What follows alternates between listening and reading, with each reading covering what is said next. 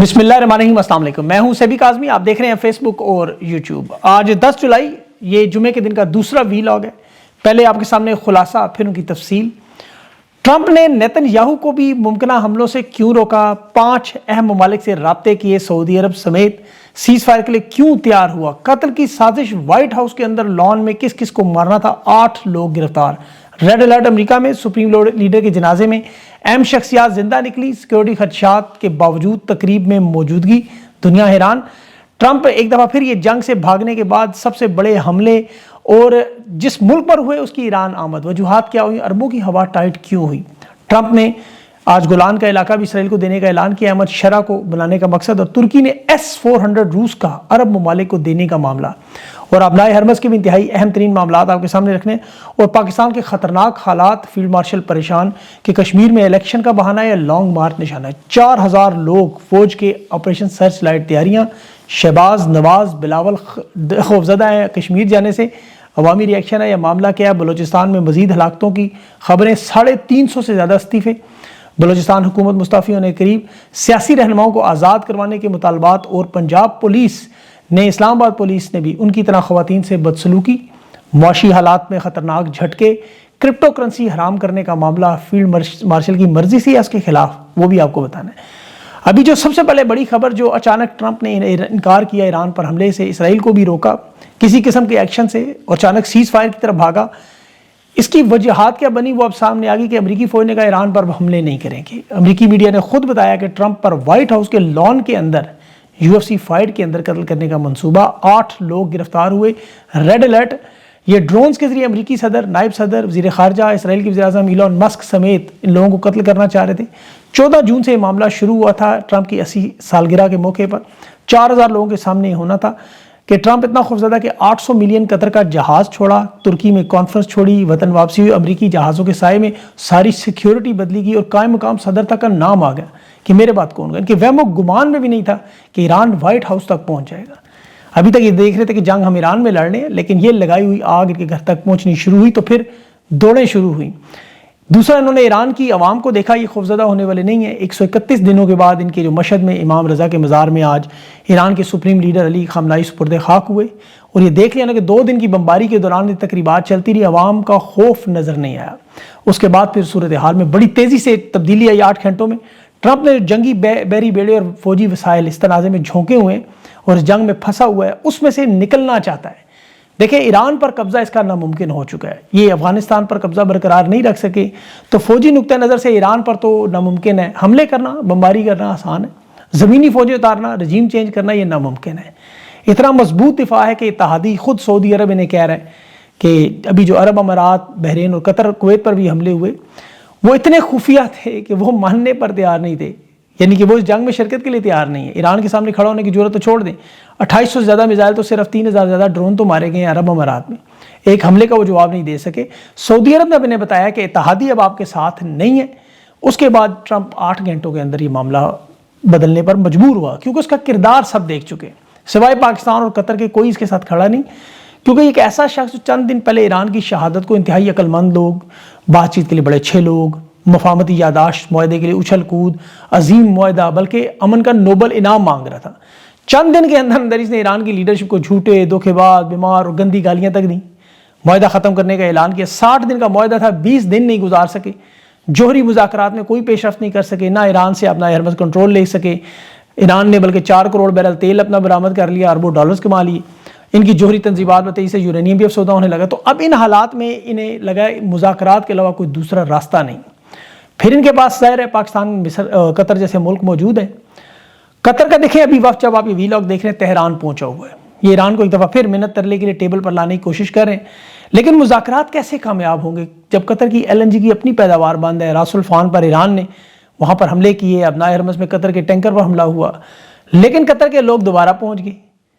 دیکھیں، الحدید air base قطر میں، جو امریکہ کا سب سے بڑا فوجر ہے، وہاں امریکی جنگی طیارے کھڑے ہیں، پوری فضاؤں میں امریکی جہاز موجود ہیں، اور ایران جانتا ہے کہ قطر اور پاکستان دونوں ٹرمپ کی وکالت کرتے ہیں، اسے فیس سیونگ سیف ایگزٹ دلوانے آتے ہیں، اور ٹرمپ کی جو جنگی حکمت عملی ہے، یا امن منصوبے ہیں، مذاکرات ہیں، خارجہ پالیسی، یہ سب کچھ تو ناکام نظر آ رہا ہے صاف۔ یورپ کے اتحادی ہوں یا عرب ممالک ہو، سعودیہ جیسا جہاں ملٹری اڈے ان کے اپنے غیر محفوظ ہوں، امریکہ کی معیشت خطرے میں ہو. تو یہ جو منصوبہ جس میں ٹرمپ اپنے آپ کو نوبل امن انعام کا مستحق سمجھ رہا تھا، غزہ منصوبہ، بورڈ آف پیس، جس میں پاکستان کے ساتھ تھا 20 نکاتی منصوبہ، اس میں آپ کو پتہ ہے انٹرنیشنل اسٹیبلائزیشن فورس تعینات کرنی تھی 20,000 لوگوں کی. اس کے بھی حالات اب یہاں تک پہنچ چکے کہ صرف 10 فوجی رہ گئے، وہ بھی مراکش کے جو اسرائیل میں تربیت لے رہے ہیں. وہ انڈونیشیا جیسا ملک جو زبان سے بوٹ پالش کر رہا تھا شہباز شریف کے، وہ بھی نکل گیا. وہاں فلسطین میں حماس ہتھیار ڈالنے سے انکار کر رہی ہے. عرب ممالک منصوبوں میں $1 بھی نہیں دے رہے، وہ کہہ رہے ہیں اڈے خالی کریں. تو پھر ٹرمپ کی طاقت کہاں چلے گی؟ یہ تو صرف انہی ممالک میں جو اس کی تائید کرتے ہیں، جہاں 2 نمبر ناجائز حکومتیں ہیں، فارم 47 جیسی، یا شام جیسی. انقرہ میں دیکھیں ڈونلڈ ٹرمپ نے شام کے صدر کے سامنے میٹنگ میں اسے کہا گولان کی پہاڑیاں میں اسرائیل کو دے رہا ہوں، اس کا علاقہ قرار دیا. احمد شرح سامنے بیٹھا تو وہ ایک لفظ نہیں بولا. اسرائیل کے تسلط میں شام کو دیا جا رہا ہے اس کے سامنے، لیکن وہ اعتراض نہیں کر رہے. لگایا اسی لیے گیا ہے پاکستان کی طرح. یوکرین کے صدر کی ملاقات ہوئی تھی وائٹ ہاؤس میں، آپ کو یاد ہوگا کیا ہوا. تو ٹرمپ کو تو ایسے لوگ چاہیے جو اس کے لیے ہر گندا اچھا برا کام کریں، اس کی تعریفیں کرتے رہے. وہ خود کہتا ہے مجھے لوزر پسند ہیں، کامیاب لوگ تو پسند ہی نہیں، وہ پسند ہے جو میری دم چومیں. اب اس کا عملی مظاہرہ شہباز شریف نے تو کر دیا تھا، انڈونیشیا کے صدر نے بھی کر دیا تھا، مصر کے فیلڈ مارشل نے کر دیا تھا، وائٹ ہاؤس میں تصاویر بھی آپ نے دیکھی. تو اب ایسے لوگ جب ایران کے پاس جائیں مذاکرات کے لیے کہ آپ ابنائے ہرمز خالی کر دیں، تمام جہازوں کو نکلنے دیں، ٹرمپ کی بات مان لیں، تو آپ کے خیال میں وہ اس کی بات مانیں گے؟ مذاکرات آگے چلیں گے؟ ایران امریکہ اسرائیل کی جنگ میں تو دیکھیں صاف واضح حل موجود ہے. یا تو امریکہ، یورپ، عرب ممالک مل کے ابنائے ہرمز دوبارہ طاقت سے کھلوا لیں، جو انہوں نے کیا ہے. امریکہ مسلسل تیل کے بنیادی ڈھانچوں پر، جوہری ذخائر پر ایران پر لگاتار بمباری کرے. ایران جواب مڈل ایسٹ میں دے، تمام اڈوں پہ دے، ایٹمی تنصیبات پہ کریں، عرب امارات کے ریئیکٹرز پہ کریں. جوہری معاملہ خراب ہو، یہاں امریکہ اسرائیل سارا اسلحہ استعمال کر، جو ناممکن ہے. یا پھر ایران کی ابنائے ہرمز پہ کنٹرول کو تسلیم کر لیں، جیسے مصر اور ترکی کا کیا. اس کے علاوہ کوئی دوسرا حل نہیں ہے. یہ احساس منجمد جو ہے بحال کریں. اب ان کی مجبوری ہے، ایران نے دیکھیں نا اس بری طرح پھنسا دیا کہ ان کے لیے نکلنا بڑا مشکل ہے. اور ابنائے ہرمز ایران کی شہرگ ہے، ایران کی بقا ہے. ماضی میں بہت سے ممالک اپنے ملک میں جو جنگیں ہارے وہ انہی تجارتی معاشی اسٹریٹجک شہرگ کی وجہ سے بچے. میں آپ کو 2 مثالیں جلدی سے دوں. ایک نہر سوئس دنیا کی اہم تجارتی بندرگاہ ہے، گزرگاہ ہے. یورپ اور ایشیا کے درمیان تجارت ہوتی ہے، بحر روم کو بحر احمر سے ملاتی ہے. 10 سے 15 دن کا سفر بچتا ہے، 10% تجارت ہوتی ہے تیل کی ترسیات. یہ 1956 میں پہلے برطانیہ اور فرانس کے کنٹرول میں تھی. سارا منافع وہ لے لیتے تھے، برطانیہ، فرانس اور اسرائیل. جب انہوں نے مصر پر حملہ کیا 1956 میں، سویز بحران جسے کہا جاتا ہے، شدید فوجی دباؤ تھا مصر پہ. امریکہ، سوویت یونین اور اقوام متحدہ، انہوں نے برطانیہ، فرانس کو نکلنے پہ مجبور کیا، کنٹرول میں مصر کی دی، اور آج تک ان کے پاس لاکھوں ڈالر فیس لے رہے ہیں. مصر کی اقتصادی شہرک کہا جاتا ہے. یہ مصر آج جنگ ہارا تھا، لیکن یہ تو محمد مرسی کو فیلڈ مارشل عبد الفتاح سیسی نے طاقت کے ذریعے برطرف کر کے پاکستان جیسے حالات کر دیے، ورنہ مصر آج دنیا کا ایک بڑا مضبوط ملک ہوتا. آپ ترکی کو دیکھیں، اسی طرح ان کی مثال سلطنت عثمانیہ، 400 سال ان کی حکومت تھی دنیا میں، لیکن پہلی جنگ عظیم جب وہ ہار گئے تو ان کے پاس بھی کچھ نہیں بچا. ترکی کے شہر استنبول میں درمیان میں جو قدرتی آبی گزرگاہ ہے جو یورپ اور ایشیا کو ایک دوسرے سے الگ کرتی ہے، آبنائے فاسفورس، اب وہ بحر اسود، بلیک سی کو بحر مرمرہ سے ملاتی ہے روم کی طرف، اور روس، یوکرین، رومانیہ، بلغاریہ کی طرف. یہ سمندری تجارت ہوتی ہے. اب ایک سال میں وہاں بھی 45-50 ہزار جہاز گزرتے ہیں، 5% عالمی تجارت ہے. ترکی بھی جنگ عظیم ہارا تھا، لیکن انہوں نے ابنائے باسفورس اور دار نیلز کے یہ علاقہ نہیں چھوڑا، 15% ٹریفک میں اضافہ بلکہ کر دیا. آج دنیا تسلیم کر لی. اب وہی ترکی دیکھیں نیٹو کے اجلاس بھی اپنے ملک میں کروا رہا ہے. نیٹو کے تمام ممالک سب سے بڑی فوج بھی رکھتا ہے، اور ترکی نے ابھی امریکہ کے ساتھ جو F-35 جہازوں کی کتنی بڑی قربانی بھی دے رہے ہیں. یہ خبر آئندہ کچھ دنوں کے بعد آپ کو سمجھ آئی کتنی بڑی دفاعی تبدیلی ہو. جو امریکہ کے F-35 اسٹیلتھ لڑاکا طیارے ترکی ہر صورت حاصل کرنا چاہتا ہے. امریکہ نے کہا کہ جب تک روس کا S-400 دفاعی نظام جو ناقابل تسخیر نظام سمجھا جاتا ہے اسے جان نہیں چھڑاتے، اس وقت تک یہ لڑاکا طیارے نہیں ملیں گے. کوئی یہ خفیہ ٹیکنالوجی آپ کو پتہ ایک ساتھ استعمال کرنے سے امریکہ کے راز کھول دیتے ہیں. روس سے انہیں خطرہ ہے. تو ترکی اب یہ S-400 کسی ملک یعنی عرب امارات کو یا قطر کو بیچنے جا رہا ہے. یہ اس وقت سب سے بڑی دفاعی تبدیلی ہوگی. یہ بہت بڑا معاملہ ہے S-400 سسٹم. پر اس میں پھر کبھی آپ کو تفصیل بتاؤں گا کہ وہ پاکستان کے حالات بڑے اہم ہیں. جہاں ایک طرف کشمیر میں آپریشن کی تیاریاں، بڑے پیمانے پر فوج بھیجنی، 4000 سے زیادہ FC کانسٹیبل رینجرز، وہ 15 مارچ ان کا اعلان بھی ہے. لیکن دوسرا جو بلوچستان کی خبر اس وقت آئی، 1 سندھ ریجمنٹ کی چھٹی پر جانے والے اہلکاروں کی گاڑی پر کالعدم تنظیموں کا گھات لگا کے حملہ ہوا، اور 11 سے زیادہ شہادتوں کی اطلاعات آ رہی. ابھی مصدقہ اطلاعات نہیں ہے، سیکورٹی ادارے تو نہیں بتاتے. بلوچستان کی طرح، کشمیر کی طرح ویڈیوز وہاں نہیں آتی، لیکن جو بلوچستان سے شہداء ہیں، ان کے کانسٹیبلز ہیں، ان کے لوگوں کی آپ باتیں سنیں تو سارا معاملہ سمجھ آتا ہے۔ 350 سے زیادہ اہلکار وہ بلوچستان میں استعفیٰ دے دیا انہوں نے۔ سیکیورٹی اداروں کے ساتھ کام کرنے کے لیے تیار نہیں ہے کہ نہ بندوقیں ہیں نہ وسائل ہیں، اور جب بھی انہیں کالعدم تنظیموں کے ساتھ وہ مار دیتی ہیں انہیں، تو پہاڑوں پر ان کی لاشیں وہاں پڑی رہتی ہیں، کوئی اٹھاتا تک نہیں۔ وہ شخص اپنے بھائی کی لاش کا بتا رہا تھا، اس کے اندر 12 گولیاں لگی تھی، اس میں خون ابھی بھی جاری تھا، اور وہ خود اس کی لاش پہاڑوں سے اٹھا کے لایا، گاڑی میں رکھ کے، ڈگی میں رکھ کے، ایمبولینس تک موجود نہیں۔ اور D G S P R کہہ رہا تھا پھر ایک دفعہ بلوچستان کی ترقی سے دشمن جلتا ہے۔ سرگودا میں ابھی ایجنسیوں کے اہلکاروں نے جو اغوا کیا وہاں بلوچستان میں، اس نوجوان کے والد کو پتہ ہی نہیں تھا، 3 دن بعد اس کے بیٹے کی شہادت کا پتہ چلا، لاش لے جاؤ اس کی۔ تو سیکیورٹی کے اہلکار تو اسپتالوں میں لاش نہیں لے سکتے، مقامی لوگوں سے منت ترلا کر کے لاشیں لی جا رہی ہیں۔ یہ بلوچستان کے حالات ہیں جہاں آپریشن شابان کالعدم تنظیموں کے خلاف ایک نئی کارروائی شروع ہو رہی ہے، جو ہر دوسرے تیسرے دن آپ کو نظر آتا ہے۔ کبھی فتنہ الخوارج کے خلاف آپریشن ہو رہا ہے، فلاں اتنی علاقے ہو گئے، روزانہ آپ دیکھ رہے ہیں۔ یہ پہلے تو ہفتے بعد، اب روزانہ کی بنیادوں پہ ہو رہا ہے، کیونکہ ریاست جب طاقت سے معاملات کو حل کرنا چاہے، ہارڈ بنانے کی کوشش کرے۔ ابھی جیسے کشمیر میں 4000 تازہ ترین دستہ، رینجرز، پولیس والے سارے ملا کے، کیونکہ کشمیریوں نے 15 جولائی کو مظفر آباد کی کال دیا، بجائے ان سے مذاکرات کریں، بیٹھ کے بات چیت کا معاملہ حل کریں جو ہو سکتا ہے، یہ طاقت کے ذریعے کشمیر کو بھی بلوچستان بنا رہے، اس سے بھی بدتر۔ پہلے وہاں معاملات کتنے خراب ہیں، آپ دیکھیں کہ وہاں بھی چودھری یاسین نامی وہ پیپلز پارٹی کے انتخابی مہم کے لیے تو خواتین نے مہم نہیں چلانے دی، گاڑیاں رکوا کے واپس بھیجی۔ 27 جولائی کو الیکشن ہے، 25 جولائی انتخابی مہم ختم ہونی ہے، 15 دن ہے۔ یہ نواز شریف، بلاول زرداری، ان سب کو اتنے خوفزدہ ہیں کہ وہاں جانے سے انکار کر رہے ہیں۔ یہ چھوٹے موٹے علاقوں میں اپنے وہاں انتہائی سیکیورٹی میں جو فوج بھیجی جا رہی ہے، وہاں کو ریلیاں کو چھوٹا موٹا جلسہ کروا کے دکھانا چاہتے ہیں انتخابات ہو رہے ہیں، لیکن حالات یہ نہیں ہے۔ اور 15 جولائی کے بعد کیا ہوگا یہ کسی کو نہیں پتا۔ کشمیر کو بھی یہ بلوچستان بنانے والا معاملہ، دیکھیں بلوچستان میں بھی مسئلہ جو ہے پہاڑوں پر جانے والے لوگوں کو ختم کرنا نہیں ہے۔ جو لوگ اسکولوں، کالجوں، یونیورسٹیوں میں خواتین میں، بچوں میں جو نفرت پیدا ہو چکی ہے، وہ ختم کرنی ہے کہ یہ پہاڑوں پر جو نہیں گئے انہیں کیسے روکنا ہے۔ اور یہ کوئی آسان کام نہیں ہے، عمران خان نہیں کر سکتا ہے۔ 1.5 کروڑ کی آبادی ہے بلوچستان کی، خدا نخواستہ ساری آبادی کو ختم تو نہیں کر سکتے۔ ہارڈ ریاست آپریشنز یہ بری طرح ناکام۔ D J S P are نے کچھ مہینے پہلے، 2 مہینے تھے، خود کہا تھا کہ 18 بڑے آپریشن اور 75,000 آپریشن اس وقت کر دیے ہیں، اب شاید 1 لاکھ سے زیادہ ہو جائے۔ نتیجہ کیا نکلا؟ پاکستان دہشت گردی کے شکار دنیا میں پہلے نمبر پر۔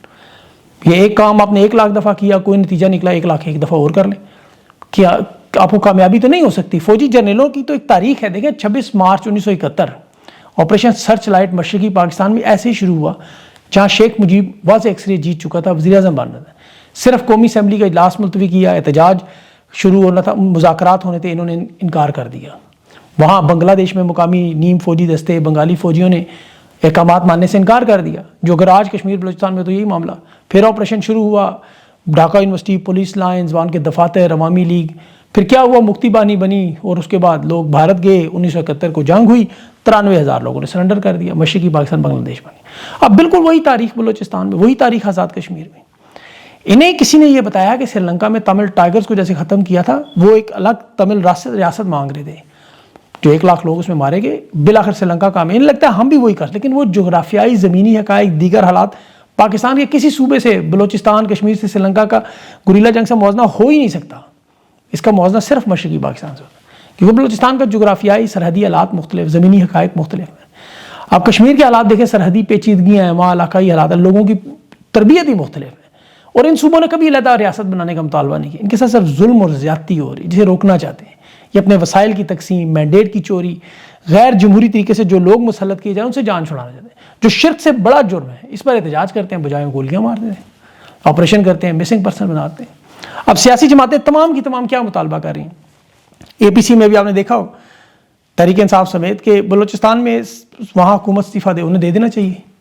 پھر عمران خان کوٹ لکھپت جیل سے رضوی برادران، صاحبزادہ حامد، ڈاکٹر ماہرنگ بلوچ، بلوچستان میں تمام سیاسی قیدیوں کو رہا کریں، آزاد کشمیر کے انتخابات ملتوی کروا کے اے پی سی کروا کے ان سے بات چیت کریں، سارا معاملہ حل ہو جانا ہے، مینڈیٹ جس کے ان کو واپس کریں۔ ورنہ جو معاشی حالات ہیں، دیکھیں 45% آبادی خط غربت سے نیچے ہے۔ اب جو نیچے باقی رہ گئے انہیں یا تو فیلڈ مارشل آبادی کنٹرول کے جو طریقہ بتا رہا ہے حکومت، آخری امید، اب آخری امید وہی ہے جو فرعون نے مصر میں کیا تھا، وہ طریقہ ہے، یا پھر غبارے نئے کوئی اس طرح کے ایجاد کریں، کوئی نئی فیکٹریاں لگائیں، ورنہ اور تیسرا طریقہ وہی ہے جو بجلی، گیس، پانی کے بلوں میں نے ختم کرے، خودکشیاں جیسے خدا نخواستہ کریں، لوگ بچیوں کے گھروں میں زیورات بیچ کے گھر کے بل ادا کرتے ہیں۔ ابھی لودھرا میں 23 سالہ نوجوان 10,000 سے زیادہ بل آیا، اس نے موبائل فون اس کی ماں نے بیچا اور وہ معافی مانگ کے اپنی جان لے گیا۔ 200 یونٹ بجلی کا جو بل انہوں نے حد رکھی ہے، لوگ نفسیاتی مریض بن گئے کہ 200 یونٹ سے اوپر نہ کہیں چلا جائے، کیونکہ اس سے اوپر جائے تو 6,500 بھتہ دینا پڑتا ہے آپ کو. جہاں بھارت میں بجلی اس وقت پنجاب میں مفت ہوگی، یہاں 200 یونٹ سے اوپر لوگوں کو ایک دم خوف آتا ہے کہ 10,200 کا بل نہ بن جائے. بڑے سسٹمیٹک طریقے سے آبادی کو تباہ کریں، کسانوں کو تباہ کیا، گندم آٹے کا بحران، تاکہ صرف اپنے پاؤ گوشت کے لیے بیرونی ملک سے گندم منگائیں اور کک بیک کمیشن. آٹے کا انہوں نے بحران کتنا بڑا کر دیا کہ کراچی میں کئی جگہ 175 روپے تک آٹا جا چکا ہے، اور روٹی غریب کھاتا ہی روٹی، ایک روٹی. اوپر سے دیکھیں وہ مہنگی، اور ابھی وہ مونسون کا سیزن آنا ہے، بھارت نے پانی بند کیا ہوا، یہ خدا نخواستہ اگلے سالوں میں قحط نظر آ رہے ہوں، یہ ہوں گے نہیں، اسے بھاگ جائیں گے سارے. پاکستانیوں کے پاس تو کاروبار چھوڑیں، کھانے پینے کے پیسے نہیں ہیں. اور یہاں یہ جنرل رانی کے جہاز، آپ کو پتہ ہے ان کے ششکے ہی نہیں پورے ہوتے، ان کی تصویروں کے لیے وہ معاملہ نہیں ختم ہوتا. عمران خان کی تصویریں ہٹانی ہیں، تختیاں اکھاڑنی ہیں، اور ان کی تصویریں لگانی ہیں، تختیاں لگانی ہیں. ریڈیو پر 25,000 روپے جرمانہ ہے مریم نواز کی تصویر، اندازہ کریں. وہ کیمرہ ہٹتا ہے، لوگ تھوکنا شروع کرتے ہیں، غلاظت پھینکتے ہیں. میں نے خود دیکھا نوٹنکی باز اتنی. وہ دیکھیں کہ سیلاب کے اندر وہ کیا کہہ رہی تھی مریم صاحبہ کہ جی انجن میں کچرے میں وہ آ گیا اور میرا واکی ٹاکی بند ہو گیا سیلاب کے دنوں میں. ایک شاید یہ دلہا نہیں بنی ابھی تک، باقی سارے کام ہو چکے ہیں. ان کی ٹک ٹاک کی وجہ سے فوج کے دستوں نے بھی ٹک ٹاک بنانی شروع کر دی ہے. اور پاکستانیوں کا حال کیا ہے؟ یہ گرین پاسپورٹ کا سر آپ دوں، آج کا میرا واقعہ وہ ہے. پہلے تو لوگوں کو ویزا نہیں ملتا، امیگریشن ایئرپورٹ سے دوسرے ملک جو ابھی دوست آئے وہ گرین پاسپورٹ کہتے ہیں. اتنی ضلالت ہوئی کہ آپ سوچ نہیں سکتے. یہاں 57,000 بلو پاسپورٹ انہوں نے دیے ہوئے، اسمبلی میں تو 1,000 لوگ ہیں، باقی کس کے پاس ہے؟ اور پھر ریڈ پاسپورٹ کا تو آپ کو پتہ ہی نہیں، آپ نے سنا ہی نہیں ہوگا، یہ جو محسن نقوی فیلڈ مارشل شہباز شریف کے پاس ہے، تاکہ یہ لوگ سارے جا کے وہاں پراپرٹیاں خریدیں، خاندان شفٹ کریں. اور محسن نقوی تو شاید اس پاسپورٹ پہ نیو یارک میں شاید وہ ایس ایچ او ڈھونڈنے گیا ہوا ہے کہ وہ امن لائے بلوچستان میں، اور تو کوئی کام نظر نہیں آتا. اس کو یہاں ہونا چاہیے، ادھر آؤ. اب علماء اور مشائخ کا، ان کا ذکر دیکھیں، پاکستان کے سیاستدانوں کا، پاکستان کی عوام کا، جنہوں نے پاکستان کو ٹوٹنے سے بچانا ہے. ہمیں بدقسمتی علماء بھی ایسے ہی ملے. شیخ مفتی تقی عثمانی صاحب بڑے زبردست عالم ہیں، ان کا بھی فتویٰ ہے کرپٹو کرنسی حرام کا. تعلیم بھی انہوں نے کہا جی باطل ہے، اس کی پڑھنا بھی شرعی طور پر، جیسے شراب ہے، خنزیر ہے یا مردار ہے، اس کی خرید و فروخت کی طرح یہ بھی ہے. مفتی صاحب دیکھیں انہوں نے یہ فتویٰ دیا ہے براہ راست فیلڈ مارشل کے خلاف، کیونکہ وائٹ ہاؤس میں ٹرمپ کے ساتھ معدنیات کرپٹو کی پیشکش فیلڈ مارشل کی تھی، ٹرمپ کو، اس کے خاندان کو، جنہوں نے ورلڈ لبرٹی فائنینشیل میں اس کی کمپنی میں USD1 stable coin $50 crore Trump نے آمدنی حاصل کی. اس کا دوست اسٹیو وٹکاف، اس کا بیٹا زیک وٹکاف لبرٹی فائنینشیل کا شریک بانی بھی ہے. بلال بن ثاقب کے ساتھ آیا فیلڈ مارشل DGI ساک ڈار، علی ڈار، کرپٹو والے بھی، یہ ادھر ہی معاہدے ہوئے، بلاک چین، ڈیجیٹل ساسے وغیرہ وغیرہ، دستخط ہوتے رہے. اس پہ DGI بھی تھے، جنرل عاصم منیر بھی. اب مفتی صاحب نے اسے حرام قرار دے دیا ہے. لیکن اگر مفتی صاحب عدت نکاح پہ تھوڑی بات کرتے، یہ پاکستان کی خواتین پہ کرتے، شرک کے بعد سب سے بڑا جرم زبردستی حکومت پر قبضہ، اس پر بات کرتے. یہ چونکہ میزان بینک میں ڈائریکٹر ہیں، وہاں شریعہ سپروائزری بورڈ کے چیئرمین ہیں، اور میزان بینک کی آپ کو پتہ ہے، آپ نے ان کے اسلامی اصولوں کے مطابق معاہدے دیکھنے کا کام ہے، وہاں بڑا تگڑے معاوضے بھی ہیں سب کے. مفتی صاحب کو مجھے نہیں پتہ ان کے ہیں یا نہیں، لیکن مفتی صاحب یہ جرت اب خود تو کر نہیں سکتے، رویت حلال کمیٹی کو انہیں چیئرمین لگا دیتے، زیادہ تنخواہ بھی مل سکتی. لیکن یہ انہوں نے جو ٹیکنیکل معاملہ چھیڑا ہے، یہ کیا علماء کی بغاوت ہے؟ امریکہ سے ٹرمپ کے ساتھ براہ راست اس طرح کی بات کرنا، دیکھیں ان حالات میں جہاں یہ سادہ سی ٹویٹ نہیں کر سکتے، تو اس میں بہت کچھ ہے. بہرحال ابھی اس پہ میں تحقیق کر رہا ہوں کہ کیا اس پہ نتیجہ ہے، وہ آپ کے سامنے انشاءاللہ ضرور رکھوں گا. اور بھی بہت چیزیں ہیں. سب سے افسوسناک معاملہ یہ کہ تحریک انصاف کی طرف سے کوئی خبریں نہیں آ رہی، یہ ایسے خاموش ہیں جیسے یہ گدھے کے سر سے سینگ. اور یہ سب سے بڑا افسوسناک معاملہ ہے کہ عمران خان کے متعلق، تحریک انصاف کے متعلق یہ خبریں نہیں آ رہی ہمارے پاس. سارے رابطے انہوں نے تقریباً منقطع کیے ہوئے ہیں، یا ان کے پاس کچھ ہے ہی نہیں ایسا کہ وہ بات کریں اس پہ. لیکن چلیں اپنا تجزیہ دوں گا کل، تفصیل سے. اپنا خیال رکھیں، مجھے اجازت دیں. اللہ حافظ.